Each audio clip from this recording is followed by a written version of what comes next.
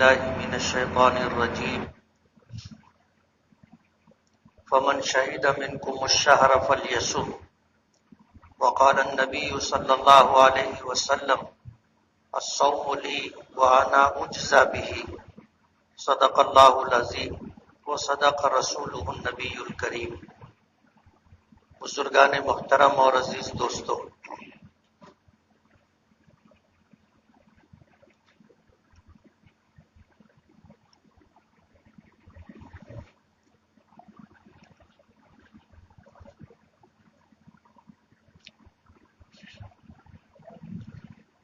رمضان کا مبارک مہینہ ہے،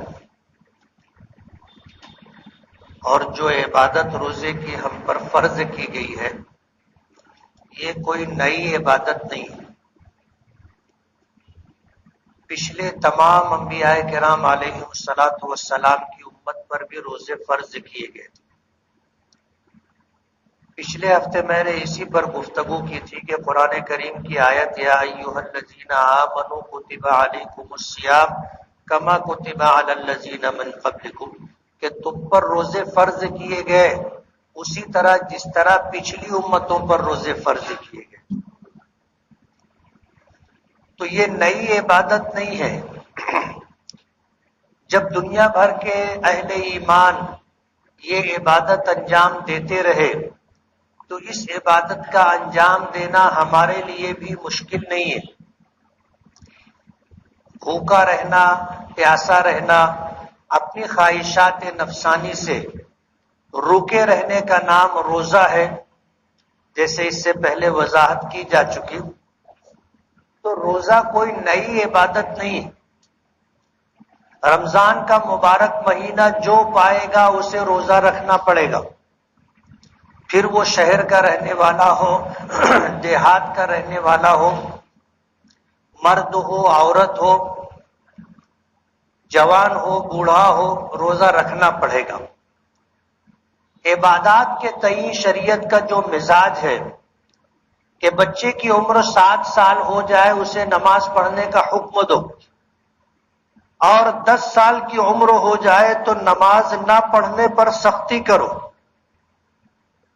یہی حکم تقریباً روزے کا بھی ہے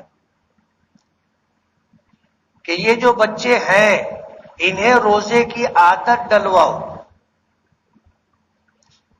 ظاہر بات ہے بھوکا رہنا، پیاسا رہنا بچوں کے لیے کوئی خواہشات نفسانی کی بات تو ہے نہیں، لیکن بھوکا پیاسا رہنا بھی، اور ایسے موسم میں جب کہ دن بڑا بھی ہو اور دھوپ میں سختی، گرمی میں تیزی بھی ہو، بچوں کے لیے روزہ مشکل ہے، لیکن عادت ڈلوانا چاہیے۔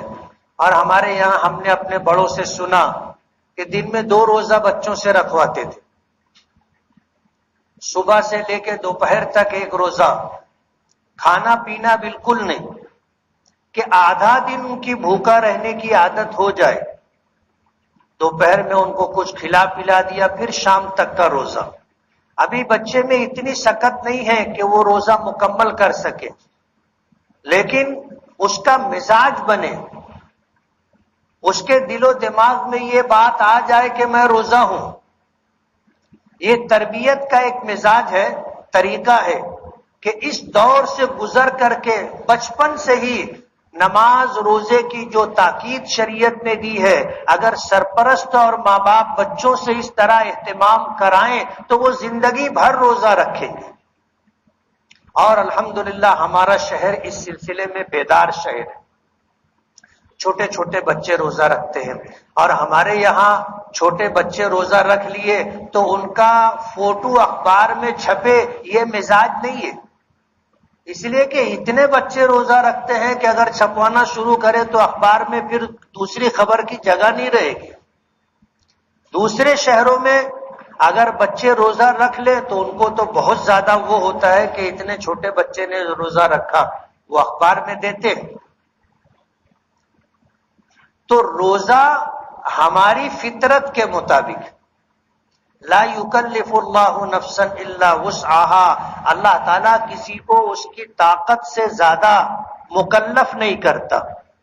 جتنا بوجھ برداشت کر سکتا ہے اتنا ہی بوجھ اس پر شریعت نے رکھا ہے۔ اللہ نے ہمیں بنایا ہے، ہمیں پیدا کیا ہے، ہمارا مزاج، ہماری طبیعت، ہماری فطرت اللہ سب سے واقف ہے۔ اس لیے جتنی عبادتیں ہیں ان عبادتوں میں سے کسی بھی عبادت کی انجام دہی مشکل نہیں ہے۔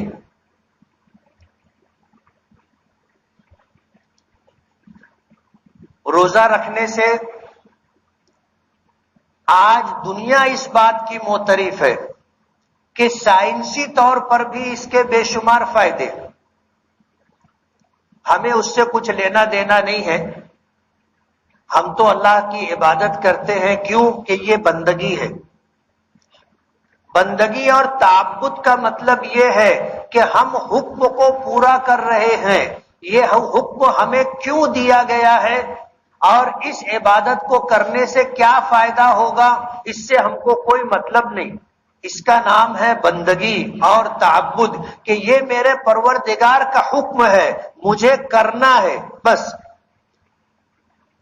اور اس عبادت کو انجام دینے میں کیا مشقت ہوگی، کیا تکلیف ہوگی، کیا نفع ہوگا، مجھے اس سے کوئی پرواہ نہیں۔ اللہ کی عبادت ایسے ہی کرنا چاہیے۔ یہ جو فضائل ذکر کیے گئے ہیں یہ فضائل ترغیب کے لیے، جیسے اللہ پاک نے فرمایا کہ الصوم لی وانا اجزی بہ، کہ بندہ جو روزہ رکھتا ہے وہ روزہ میرے لیے رکھتا ہے تو اس کا بدلہ میں خود دوں، میں خود ہوں۔ دوسری روایت میں ہے کہ وانا اجزی بہ، کہ اس کا اجر میں خود دوں گا۔ اللہ اپنے دست مبارک سے ہمارے لیے اجر کا فیصلہ کریں گے۔ لیکن دوسری حدیث میں اللہ حضور نے فرمایا کہ اللہ پاک فرماتے ہیں وَأَنَا أُجْزَى بِهِ، کہ اس روزے کے بدلے میں اپنے آپ کو خود دیتا ہوں۔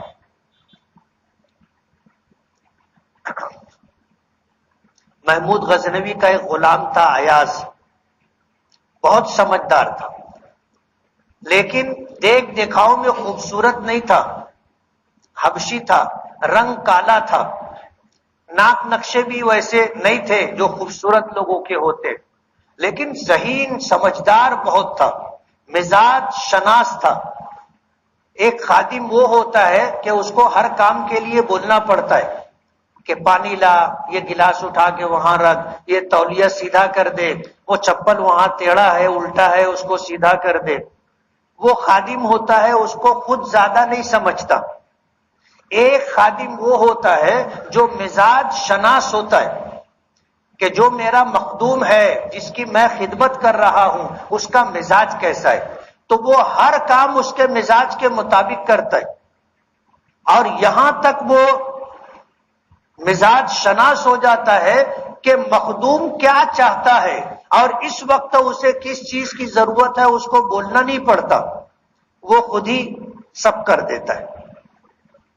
اب یہ بہت منہ لگا ہوا تھا تو دربار میں دیگر جو درباری تھے ان کو اس سے حسد تھا، سب اس سے جلتے تھے۔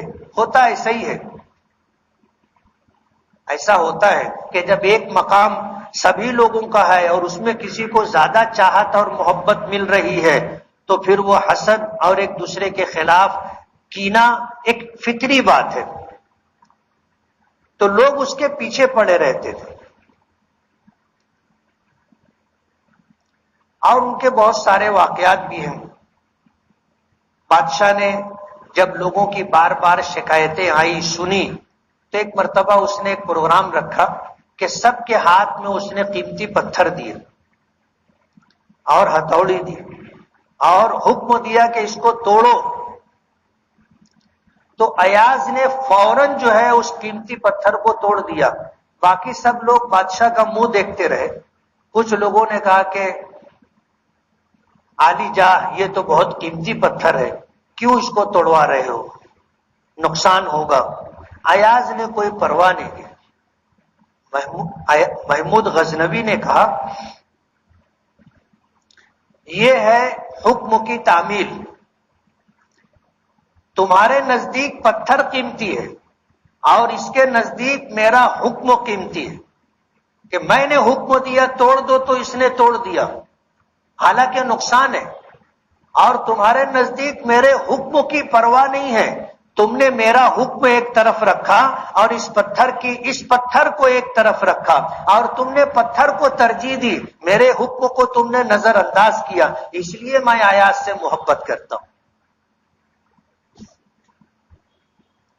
ایک مرتبہ اس کے دربار میں اس نے کہا کہ دربار میں جتنی چیزیں ہیں جس کو جو لینا ہو لے لو، اور جو چیز پر ہاتھ رکھ دے گا وہ اس کی. اب سب چاروں طرف دیکھنے لگے کہ قیمتی چیز کیا ہے. بھگدڑ مچ گئی. ایاز جو غلام تھا وہ اٹھا، جا کر کے بادشاہ کے سر پر ہاتھ رکھ دیا. اب ظاہر بات ہے بادشاہ جس کا ہو اس کا سب کچھ ہے. اب دربار میں 150 چیزیں ہوں گی، جس کے ہاتھ جو لگ گئی وہ اس کی، بس اتنا ہی نا. اور ایاز نے جا کر بادشاہ کے اوپر ہاتھ رکھ دیا کہ دربار میں وہ بھی بیٹھا ہوا ہے. اور بادشاہ نے کہا کہ جس کے اوپر ہاتھ رکھ دے گا وہ اس کا. تو اس نے جا کر محمود غزنوی کے اوپر ہاتھ رکھ دیا. تو اس وقت جو ہے محمود نے کہا کہ اس کی ذہانت کا آپ اندازہ کرو. حدیث پاک میں اسی چیز کو اللہ پاک نے ذکر کیا ہے کہ وَأَنَا أُجْزَى بِهِ، کہ روزے کا بدلہ میں خود ہوں. اور حدیث پاک میں آتا جملہ ہے کہ من کان للہ کان اللہ لہ، کہ جس شخص کو اللہ مل جائے پوری کائنات اس کو مل گئی. کیوں؟ اس لیے کہ اللہ پوری کائنات کا مالک ہے، پوری کائنات کا خالق ہے، پوری کائنات کا حاکم ہے. اور جب اللہ کسی کو مل گیا تو اس کو تو پوری کائنات مل گئی. وَأَنَا أُجْزَى بِهِ، اللہ پاک فرماتے ہیں کہ یہ روزے کے بدلے میں خود اپنے آپ کو دیتا ہوں. اور ہم لوگ روزہ اللہ کے لیے رکھتے. اور یہ جو بات ہے وَأَنَا أُجْزَى بِهِ یا وَأَنَا أَجْزِي بِهِ کہ روزہ بندے نے میرے لیے رکھا ہے، اسی لیے تنہائی میں بھی، نہانے کے لیے حمام میں بھی گئے تو آدمی ایک قطرہ پانی حلق کے نیچے نہیں اترنے دیتا. کوئی دیکھنے والا ہے؟ کوئی روکنے والا ہے؟ نہیں. ہمارا یہ مزاج ہے کہ ہم نے روزہ اللہ کے لیے رکھا ہے اور اللہ ہمیں دیکھ رہا ہے. اللہ کو خبر ہے، پتا ہے کہ میں روزے سے ہوں کہ نہیں ہوں، تو ہم بھی روزہ اللہ کے لیے رکھتے. تنہائی ہے، کمرہ بند ہے، ساری راحت اور سہولت ہے. اگر پیٹ بھر کھا بھی لیے تو کسی کو پتہ نہیں چلے گا. آدمی ہوٹل سے کھا کے نکلتا ہے، منہ پر ہاتھ پھیر لیا تو سمجھتا ہے کہ کسی کو سمجھے گا نہیں، اور ہوتا بھی ایسے ہی. ہم میں سے سبوں کے چہرے تر و تازہ ہیں الحمدللہ. کسی کے چہرے سے ایسا نہیں لگتا کہ اس کو روزہ لگا ہے. کوئی فیصلہ نہیں کر سکتا کہ جس کو ہم دیکھ رہے ہیں وہ روزے سے ہے کہ روزے سے نہیں ہے. ہم تو روزہ خور لوگوں کو بھی روزہ دار سمجھتے. تو روزہ اللہ کے لیے رکھا جاتا ہے اور اس کے اجر کا اندازہ نہیں کر سکتے کہ اجر میں اللہ پاک خود اپنے آپ کو دے رہے. اور اللہ تعالیٰ کو یہ ادا بہت پسند ہے، جس کو میں نے کہا کہ یہ بندگی ہے، یہ تعبد ہے کہ اللہ کے حکم کو ہم پورا کر رہے ہیں. اس میں کیا نفع اور کیا نقصان اس کی ہمیں پرواہ نہیں. اخلاص کا اعلیٰ درجہ ہے. اور یہ عبادت ایسی ہے کہ اس عبادت کو انجام دیتے ہوئے دوسرے کسی دینی دنیاوی کام سے روکا نہیں گیا. نماز پڑھتے ہوئے آپ دوسرا کوئی کام کر سکتے ہو، بیت اللہ کا طواف کرتے ہوئے آپ دوسرا کوئی کام کر سکتے ہو؟ نہیں کر سکتے. لیکن روزے کی حالت میں کوئی کام منع نہیں ہے. 3 چیزوں سے رکنے کا نام روزہ ہے. ان 3 چیزوں کو چھوڑ کر کے آپ روزہ رکھ کے نماز بھی پڑھ سکتے، روزہ رکھ کر کے تلاوت بھی کر سکتے، روزہ رکھ کر کے اعتکاف بھی کر سکتے ہیں، روزہ رکھ کر کے اللہ کا ذکر بھی کر سکتے ہیں، روزہ رکھ کر کے لوم بھی چلا سکتے ہیں، روزہ رکھ کر کے دکاندار اپنی دکان بھی چلا سکتا ہے۔ کوئی دینی دنیاوی کام میں روزہ رکاوٹ نہیں ہے۔ باقی کوئی عبادت آپ کو روزے جیسی نہیں ملے گی کہ اس کی اہمیت بھی روزے جیسی ہو اور روزے جیسے معاملات بھی اس میں ہو، آپ کو نہیں ملے گی۔ اس لیے روزہ اللہ کے لیے رکھا جاتا ہے اور اس کے اجر کا اندازہ اللہ نے خود اپنے آپ کو دیا ہے۔ سرکار دو عالم صلی اللہ علیہ وسلم نے فرمایا روزے کی فضیلت اور روزے کی اجر و ثواب کا اندازہ آپ لگاؤ۔ صحابہ کرام کہتے ہیں کہ اللہ کے رسول صلی اللہ علیہ وسلم نے ایک موقع پر آپ نے ہمیں خطبہ دیا، ہم نے دیکھا کہ خطبہ دینے کے لیے جب آپ نے ممبر کے پہلے زینے پر قدم رکھا تو فرمایا آمین، دوسرے پر قدم مبارک رکھا تو فرمایا آمین، تیسرے پر آپ نے اپنا قدم رکھا فرمایا آمین۔ ظاہر بات ہے ہر جمعہ خطبے کے موقع پر اللہ کے رسول صلی اللہ علیہ وسلم ممبر پر چڑھتے تھے، صحابہ کرام دیکھتے تھے، لیکن آپ سے آمین کبھی نہیں سنی تھی۔ جب آمین سنی تو صحابہ میں تجسس تھا۔ ایک بات آپ درمیان میں سمجھ لے کہ اللہ نے اپنے رسول کی رفاقت کے لیے، اپنے رسول کا ساتھ دینے کے لیے اس زمانے میں جن لوگوں کو ایمان دیا تھا، جنہوں نے ایمان قبول کیا، اسلام قبول کیا، حضور کے ساتھ رہے، یہ اللہ کا انتخاب ہے، اللہ نے ان کو چنا تھا۔ یہ پوری دنیا کے انسانوں میں سب سے افضل، انبیاء کرام علیہم الصلوۃ والسلام کو چھوڑ کر سب سے افضل۔ آپ اندازہ کرو ان میں وہ ساری خوبیاں جو ایک نبی کے ساتھ میں رہنے والوں میں ہونی چاہیے، اللہ نے وہ ساری خوبیاں، صفات، کمالات ان لوگوں میں رکھے تھے۔ وہ ایک منتخب جماعت تھی کہ اپنے نبی کی رفاقت، اپنے نبی کی صحبت اور اپنے نبی کی معیت کے لیے اللہ نے ان کو چنا تھا۔ اسی لیے حضور نے فرمایا کہ اللہ اللہ فی اصحابی لا تتخذوهم غرضا من بعدی فمن احبهم فبحبی احبهم ومن ابغضهم فببغضی ابغضهم۔ اللہ کے رسول نے فرمایا کہ میرے صحابہ کے معاملے میں اللہ سے ڈرنا، میرے صحابہ کے معاملے میں اللہ سے ڈرنا، اور میرے بعد میرے صحابہ کو اپنی تنقید کا نشانہ مت بنانا، ان کو برا بھلا مت کہنا، ان میں کمی کوتاہی تلاش مت کرنا۔ لا تتخذوهم غرضا من بعدی، میرے بعد میرے صحابہ کو اپنی تنقید کا نشانہ مت بنانا۔ اور آب زر سے لکھنے والی بات اللہ کے رسول نے فرمائی فمن احبہم فبحبی احبہم، ان سے وہی محبت کرے گا جس کو مجھ سے محبت ہوگی، ومن ابغضہم فببغضی ابغضہم، ان سے بغض اور کینہ وہی رکھے گا جس کو مجھ سے بغض اور کینہ ہوگا۔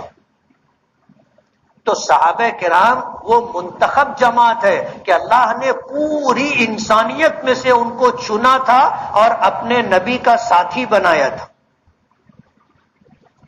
تو صحابہ کرام نے دیکھا کہ آج تو حضور نے 3 مرتبہ آمین کہی، تو پوچھا خطبہ مکمل ہونے کے بعد اللہ کے رسول آج ہم نے ایک نئی بات دیکھی جو اس سے پہلے کبھی نہیں دیکھی۔ آپ نے پہلے درجے پر، دوسرے درجے پر، تیسرے درجے پر قدم رکھا تو ہر مرتبہ آپ نے آمین کہی۔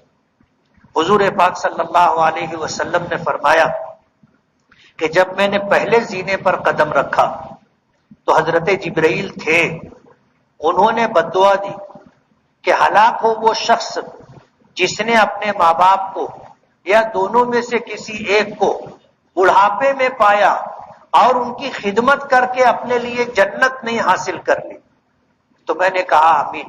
بعض روایتوں میں آتا ہے کہ حضرت جبرائیل نے حضور سے کہا کہ آپ اس بد دعا پر آمین کہو. ظاہر بات ہے جبریل جیسے مقرب فرشتے کی بد دعا نہیں لگنا ہے. علماء نے لکھا ہے کہ اگر حضور آمین نہ بھی کہتے تو حضور کی جبرائیل کی بد دعا کافی تھی، لیکن حضرت جبرائیل کی بد دعا پر حضور نے آمین کہی، یا حضرت جبرائیل نے آپ سے گزارش کی کہ آپ آمین کہو تو حضور نے آمین کہی. جو لوگ اپنے ماں باپ کے ساتھ بدسلوکی کرتے ہیں، اپنے ماں باپ کو نظر انداز کرتے ہیں، اپنے ماں باپ کو بڑھاپے میں چھوڑ دیے ہیں، نہ ان کا خیال رکھتے، کھانے پینے کا، پہننے اوڑھنے کا، خرچہ پانی کا، اور ان کے ساتھ حسن سلوک نہیں کرتے، وہ یہاں رک کر کے تھوڑی دیر کے لیے سوچیں. جبرائیل جیسا فرشتہ بد دعا دے رہا ہے اور حضور نے اس پر آمین کہی ہے.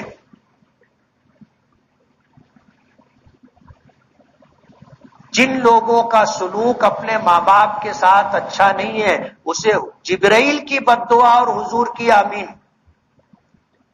اور ہلاکت کا مطلب کیا ہے؟ آدمی مرتا نہیں ہے.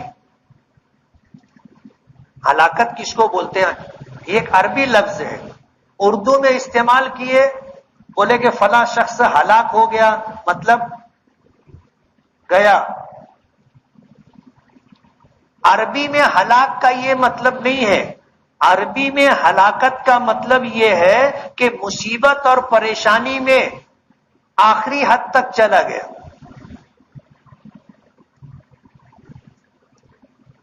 اب ظاہر بات ہے کہ مصیبت اور تکلیف اس حد تک پہنچ جائے تو پھر زندگی اور موت برابر ہو جاتی. مرنے پر تو آدمی ایک مرتبہ مرتا ہے، اور عربی میں جو ہلاکت ہے اس میں بار بار مرنا پڑتا ہے،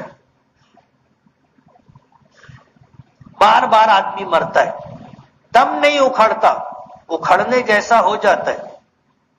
تو حضرت جبرائیل نے بد دعا دی کہ ہلاک ہو وہ شخص جو اپنے ماں باپ کو یا دونوں میں سے کسی ایک کو بڑھاپے کی حالت میں پائے اور ان کی خدمت کر کے اپنے لیے جنت حاصل نہ کر لے.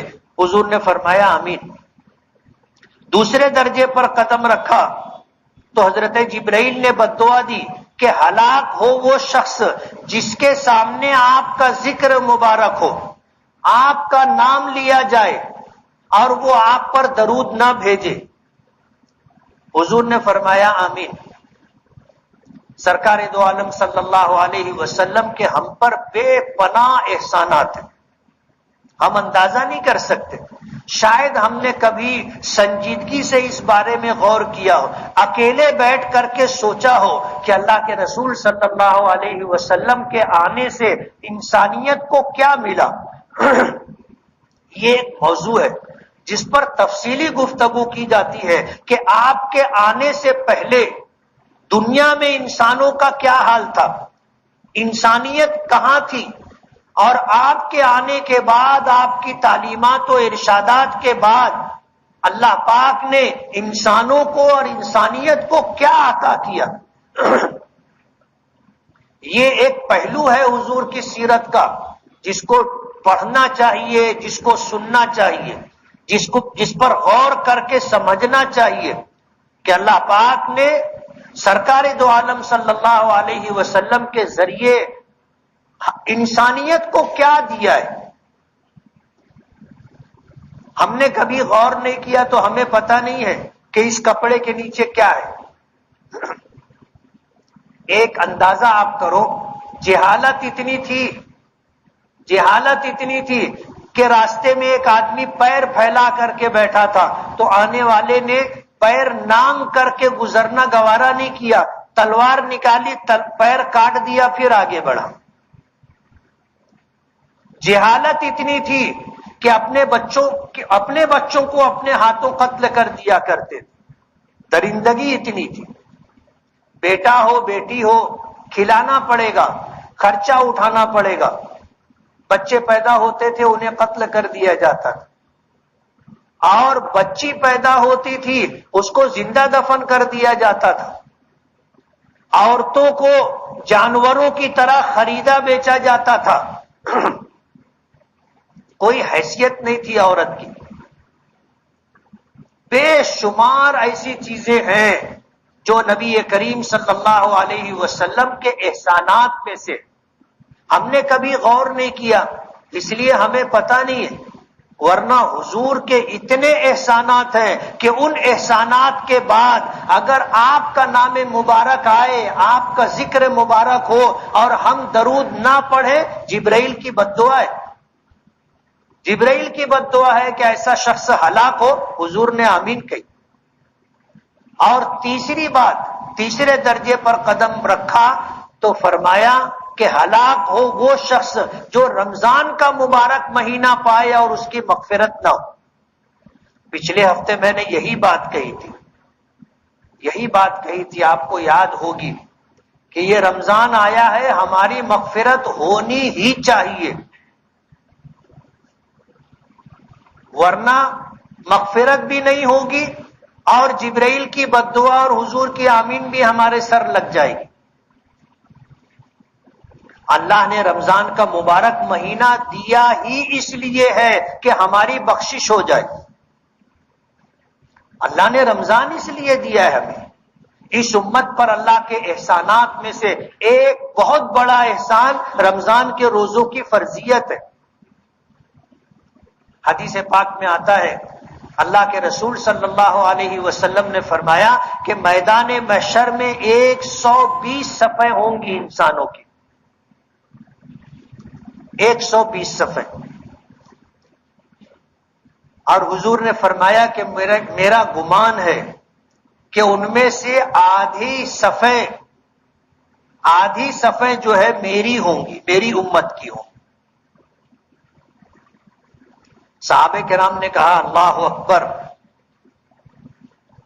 پھر حضور نے فرمایا میرا گمان یہ ہے کہ 2/3 یعنی 80 صفیں امت محمدیہ کی ہوں گی۔ لوگوں نے کہا اللہ اکبر۔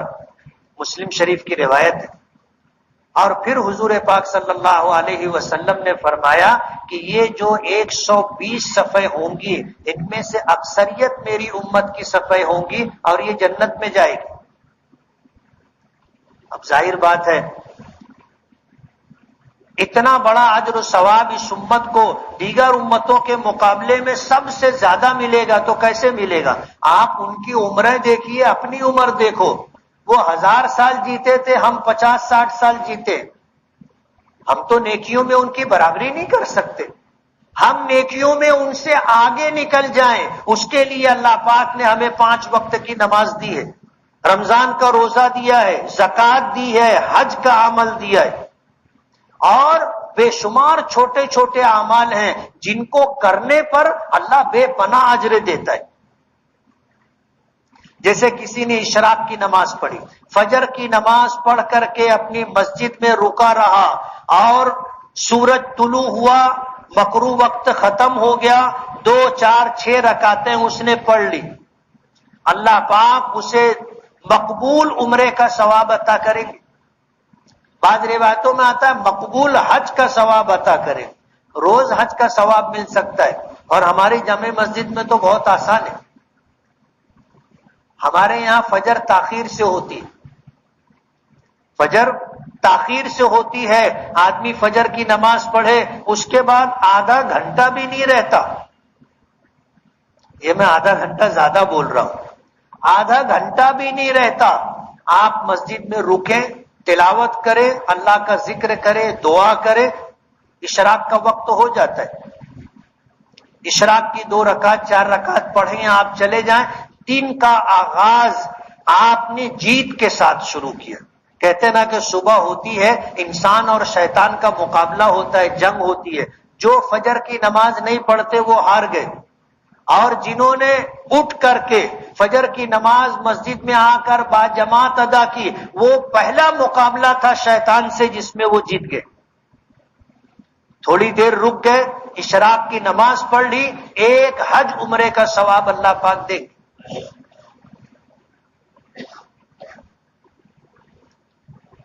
معمولی چیز نہیں ہے. اس امت پر اللہ کے بے پناہ احسانات ہیں. رمضان اللہ نے ہمیں دیا ہی اس لیے ہے کہ ہماری بخشش ہو جائے، اور ظاہر بات ہے اس بات کا اطمینان ہمیں کیسے ہوگا؟ رمضان میں 2 ہی عمل ہمیں اضافی طور پر دیے گئے، روزہ رکھنا ہے، تراویح پڑھنا ہے، اور کوئی تیسرا عمل نہیں ہے. میں نے پہلے یہ بات کہی تھی، 5 وقت کی نماز رمضان تک نہیں ہے بلکہ پورے سال کے لیے. آج جو لوگ 5 وقتہ نمازوں کا اہتمام کر رہے ہیں وہ اس بات کو نوٹ کر لیں کہ رمضان کا مہینہ روزوں کے لیے ہے، نماز تو پورے سال فرض ہے. آج جو رمضان کے اندر اہتمام کر رہے ہیں ان کو یہ بات نوٹ کر لینی چاہیے کہ رمضان بعد بھی 5 وقت کی نمازیں فرض ہیں. اور جس طرح ہم رمضان میں اہتمام کرتے ہیں ہمیں غیر رمضان میں بھی 5 وقتہ نمازوں کا اسی طرح اہتمام کرنا چاہیے. 2 عمل اضافی طور پر دیے گئے ہیں، روزہ اور تراویح. جس شخص نے ایمان و احتساب کے ساتھ من قام رمضان ایمانا و احتسابا غفر له ما تقدم من ذنبه ومن صام رمضان ایمانا و احتسابا غفر له ما تقدم من ذنبه. بخاری شریف کی روایت ہے، حضور نے فرمایا جو رمضان کا روزہ ایمان اور اجر و ثواب کی امید پر رکھے اللہ اس کے پچھلے سارے گناہ بخش دیتے. جو رمضان کی تراویح ایمان اور ثواب کی امید سے پڑھے اللہ اس کے پچھلے سارے گناہ بخش دیتے. روزوں کا اہتمام، تراویح کا اہتمام، یہ 2 کام ہمیں رمضان میں اہتمام کے ساتھ کرنا ہے. کریں گے نا؟ کل اپنی مسجد میں قرآن کریم مکمل ہو گیا. کتنے لوگ مسجد چھوڑیں گے؟ ہاتھ اٹھانا. اچھا، نہیں چھوڑیں گے، تراویح یہیں پڑھیں گے، ہاتھ اٹھانا. کم دکھ رہے. تراویح پڑھنا ہی پڑھنا ہے. قرآن کریم تسلسل کے ساتھ پڑھا جائے نہ پڑھا جائے ایک الگ چیز ہے، اور تراویح ایک مستقل عمل ہے. ہمارے یہاں حفاظ کی کثرت ہے، لوگوں کو تراویح پڑھانے کے لیے مصلی نہیں ملتا، مسجد میں جگہ نہیں ملتی. ہم نے لوگوں کو پیغام دیا کہ بھائی ابھی جیسے مسجد تقریباً 300 کے لگ بھگ ہے، 300 حافظ پڑھاتے، ایک ایک کا اضافہ کر لو، 300 اور پڑھانے لگ جائیں.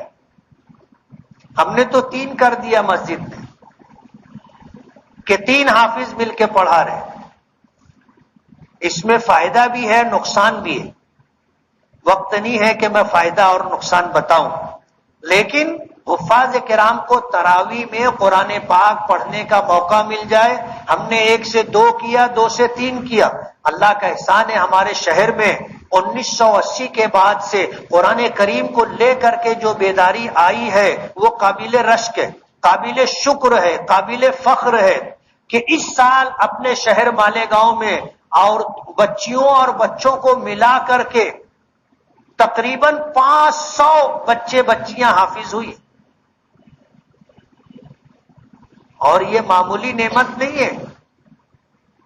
اور شہروں میں تراویح پڑھانے کے لیے حافظ نہیں ملتا، دوسرے شہروں سے آتے ہیں تو تراویح ہوتی ہے اور قرآن کریم پڑھا جاتا ہے. اور اپنے یہاں معاملہ الٹا ہے کہ حفاظ اتنے ہیں کہ ان کو جگہ نہیں ملتی، وہ باہر جانا نہیں چاہتے، تو کوئی اپنے گھر پر پڑھا رہا ہے، کوئی ٹیرس پر پڑھا رہا ہے، کوئی کسی کی آفس میں پڑھا رہا ہے. لوگ الحمدللہ 2 کام آپ کو کرنا ہے، اور آپ نے اگر اخلاص کے ساتھ یہ 2 کام کیا انشاءاللہ بخشش اور مغفرت ہوگی. روزہ اور تراویح. قرآن کریم مکمل ہو گیا تو اس کا یہ مطلب نہیں کہ تراویح ختم ہو گئی. تراویح آپ کو پڑھنا ہے اور خوش دلی سے پڑھنا ہے. کیسے پڑھنا ہے؟ خوش دلی سے پڑھنا ہے. اب قرآن کریم مکمل ہو گیا. ابھی جمعہ سے پہلے ایک نے مجھ سے یہ پوچھ لیا کہ اب آج کیا پڑھیں گے؟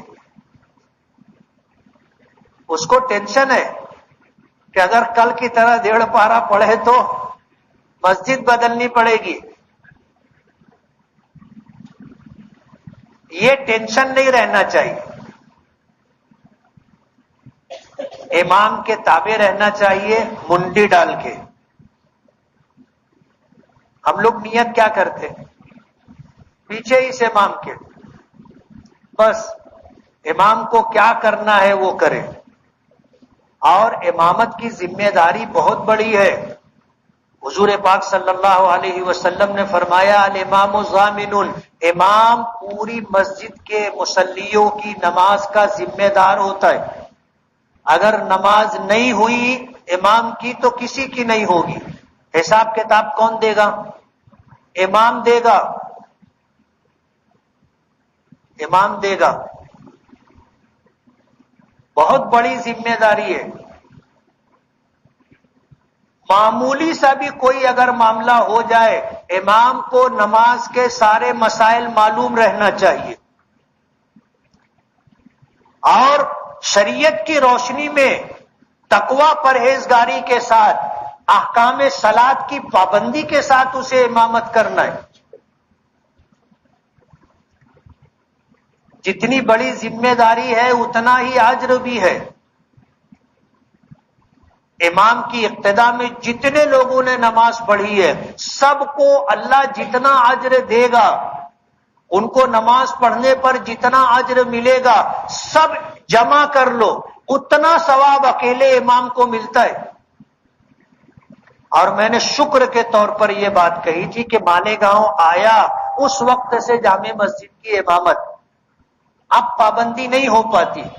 ورنہ جامع مسجد کے ذمہ داران جو اللہ کی جوار رحمت میں چلے گئے، حاجی خلیل ڈائمنڈ والے، ماسٹر جمیل صاحب اور ہمارے جو پرانے مصلی تھے، ایسا اہتمام میں کرتا تھا نماز کا. غالباً 17 یا 18 سال ایک نماز بھی میری جامع مسجد کے باہر نہیں ہوئی. اور صرف اس نیت سے امامت آسان کام نہیں ہے. سب کام چھوڑ کے آنا پڑتا ہے. کہیں بھی رہو آنا پڑتا ہے. موسم کیسا بھی رہے آنا پڑتا ہے. کیا ہے کیوں ہے اس سے لوگوں کو مطلب نہیں. ٹن سے گھڑی بجی کہ امام مصلی پر چاہیے، نہیں تو لوگوں کے سر گھومنے لگ جاتا ہے. وہ دیکھنے لگ جاتے کہاں ہے. اپنے یہاں تو دروازہ دیکھتے ہیں، دوسری مسجدوں میں پیچھے دیکھتے ہیں کہاں ہے امام صاحب. بہت مشکل کام ہے، لیکن اس لیے کیا کہ امامت کرنے سے نمازوں کی پابندی ہوتی ہے. ایک بات، امامت کرنے سے تمام مصلیوں کے ثواب کا مجموعی ثواب ملتا ہے.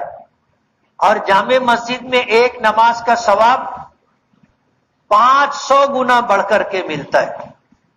تو جو کچھ ملنے والا ہے، یعنی جو یافت ہے، جو حاصل کمائی اور آمدنی ہے، وہ بہت زبردست ہے. اس لیے امامت شروع کی اور انشاءاللہ جب تک زندگی رہے گی اس کام کو کرنا ہے، ایسا عہد ہے. آپ لوگ دعا کرو اللہ آسان کر دے. تو نماز کی پابندی ضروری ہے. نماز کی پابندی ضروری ہے. رمضان ختم نماز ختم ایسا نہیں، قرآن ختم تراویح ختم ایسا نہیں ہے. قرآن کریم مکمل ہو گیا اور ہمیں اللہ کی رحیم و کریم ذات سے ہے، اللہ قبول فرمائیں گے اور بے پناہ اجر عطا فرمائیں گے. ایک حرف قرآن کریم کا پڑھا جائے 10 نیکی ملتی ہے. اور نماز میں پڑھا جائے تو ایک حرف پر کم سے کم 100 نیکی ملتی ہے. اور جامع مسجد میں پڑھے تو اس کو 500 سے ضرب دے دینے کا. اور پھر جماعت جتنی بڑی ہوگی ثواب اتنا بڑھتا رہے گا. میں آپ لوگوں کا، تمام مصلیوں کا شکر گزار. اپنی مسجد محلے کی مسجد نہیں ہے. آپ اپنا گھر اپنے محلے کی مسجد چھوڑ کر کے جامع مسجد آتے ہیں اور ہم جیسے لوگوں کے اجر و ثواب کے بڑھانے کا سبب بنتے ہیں.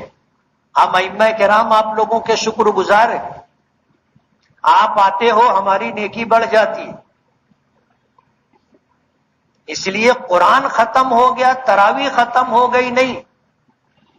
حضور کی بد دعا ہے اور جبرائیل علیہ السلام کی بد دعا ہے کہ ہلاک ہو وہ شخص جو رمضان کا مبارک مہینہ پائے اور اس کی مغفرت نہ ہو. اس لیے ہمیں روزے کا اور تراویح کا اہتمام کرنا ہے، اور ہم نے اخلاص کے ساتھ اللہ کو راضی کرنے کے لیے اگر یہ دو عمل کیا تو انشاءاللہ ہماری بخشش ہوگی. بولو نا انشاءاللہ. انشاءاللہ. اس لیے ہر سال اللہ ہم کو یہ موقع دیتا ہے. ہم خوش قسمت ہے کہ پچھلا رمضان ہم کو ملا تھا، اللہ نے یہ رمضان بھی عطا کر دیا. اور وہ لوگ خوش قسمت ہوں گے جن کو اس رمضان کے بعد آنے والا رمضان بھی مل جائے. ورنہ لوگ دنیا میں آتے بھی رہتے ہیں، جاتے بھی رہتے ہیں. جانے والوں کو لوگ یاد رکھتے ہیں؟ کوئی کسی کو یاد نہیں رکھتا. آخرت کا سفر لمبا سفر ہے، اس کے لیے انتظام کرنا اپنی ذمہ داری ہے. آگے کا سفر اپنے بل بوتے پر، اپنے انتظام سے، دوسروں کے بھروسے پہ آگے کا سفر نہیں کہ میرے بیٹے دعا کریں گے، میری بیوی دعا